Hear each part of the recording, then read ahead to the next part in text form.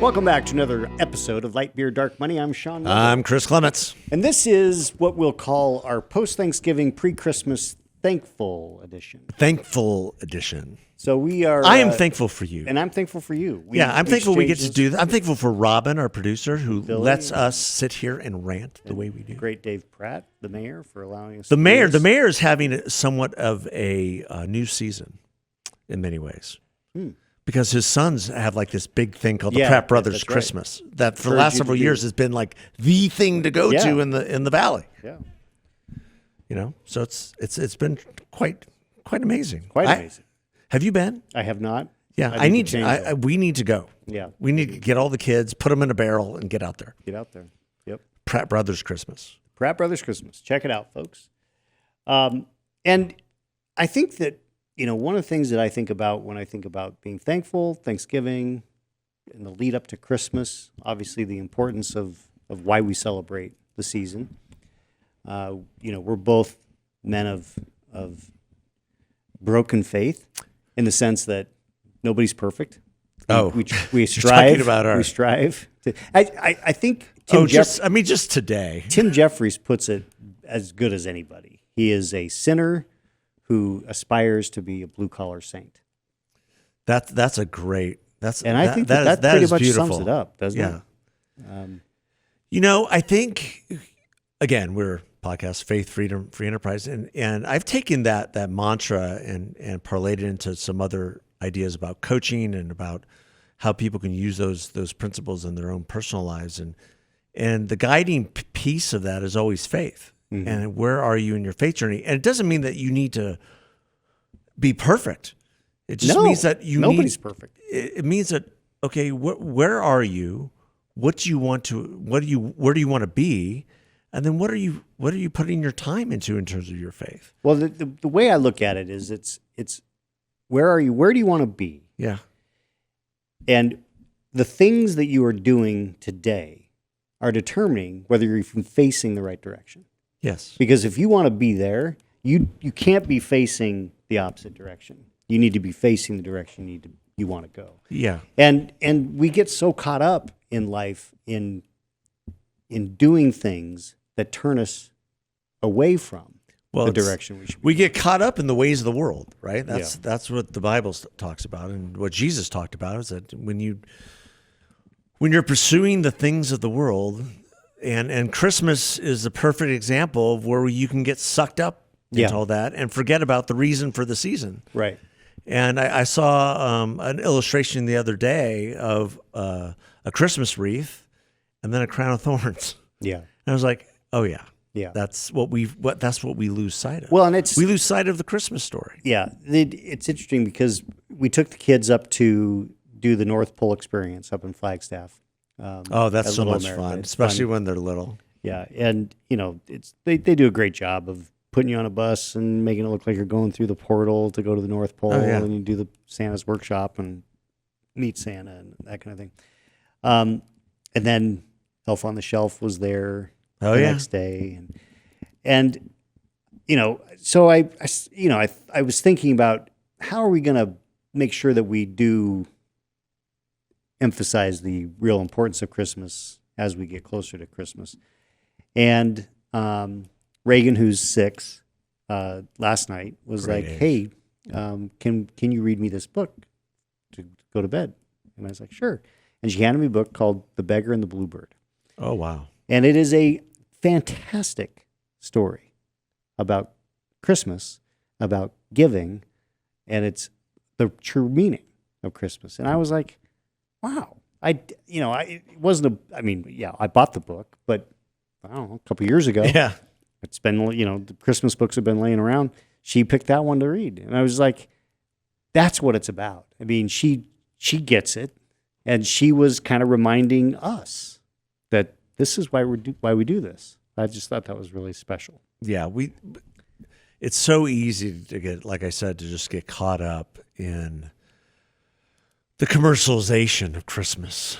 And people ask me, what's your favorite holiday? My kids ask me all the time, what's your favorite holiday? And it used to be Christmas, but it's become so commercialized and so much about everything not Jesus Yeah. That it's, and I pour into it. I'm Kris Kringle. I'm a big gift giver. I enjoy that, but I try to really get in touch with gifting the way it should be, which is something that will be meaningful to the other person and not just something that it's going to get, put up on a shelf or tossed away. And so I prayerfully try to get in tune with that, but it's just so hard with everything. It is hard. And then the parties and the everything else. And I used to get sick the day after Christmas.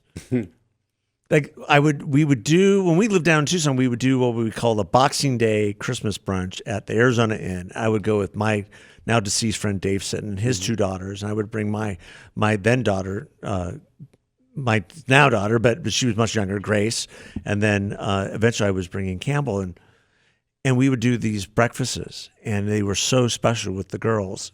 And then after that breakfast, after everything was said and done, for whatever reason, I would crash. Like I would get so sick for 2 days. The season's over. Boom. Oh, I would just fall off a cliff. Yeah. Yeah. And so my goal every season now is to not get so overwhelmed where that happens. Where you have the crash. Yeah. And a couple of years ago, the same daughter, Gracie, gave me one of the best compliments that anyone has ever given me. I'm sitting on the couch and I'm like, and it's about December 12th, December 11th. And I go, kind of feeling sick, a little worn down. I feel like I'm getting a sore throat. And Gracie looks at me and she goes, Dad, you cannot get sick. If you get sick, this train is rolling off the tracks. Right. I'm like, okay. Yeah. Get moving. We just wanted to just throw out a thankful podcast. We're thankful for you, the listeners. We say that, but we want you to know that we really mean it.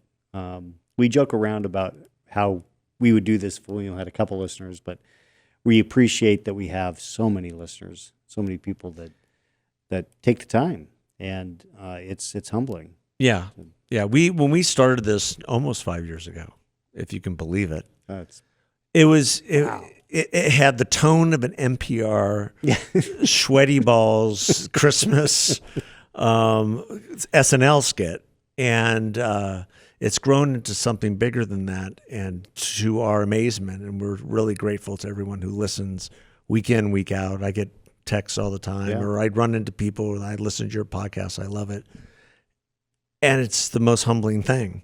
Yeah, we're honored. I think it's an amazement to our wives. It is. It is. I don't know that they believe it when I say, "Oh, I got a text from this somewhere." Someone commented on my social media that they listen. Oh, we'll go to an event, and I'll have about 3 or 4 people who are friendly or friends and come up and say, "Oh, I listened to your podcast with, our guest we had on earlier today, Scott Jennings." Yeah. Wow, that was great. And my wife will look at me like, "You have 2 heads. Like, what is going on?"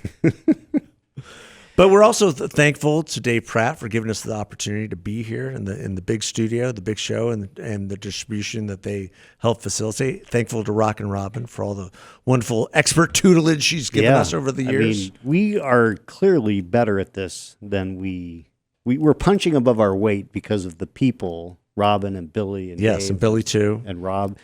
I mean, they've made us better at this, and it's just being in their presence. Yes. It's wild. But, I mean, they've been at this a long time. Yeah. I'm sure when we showed up, they're like, "Oh, well, here we go. This is going to be a labor of love. This is going to be a labor of love with these 2 clowns. Guys, don't make us cry now. these 2, we'll see what they've got. We'll see what they know to do. We love you too. Thank you. And then, I think we've punched above our weight a little bit. Yeah. Yeah, it's been good. I mean, it's been great, and we'll continue to do it, and keep. Well, listening. next year we are celebrating 5 years of Light Beer, Dark Money. We are going to have some stuff surrounding that. That will be interesting to say the least. Yeah, we'll have some exciting stuff. Exciting stuff to announce. Yeah. But in the meantime, we have some guests coming up during the season who will be talking to us about this very thing. What is the meaning of the season and why we should surround ourselves with the glory of Jesus' birth? That's right. And until then, Enjoy the season. And remember, we are a podcast about faith, freedom, free enterprise, the founding principles of our fair republic. That's right. Thanks, folks. Like and subscribe. God bless. Appreciate it. Take care.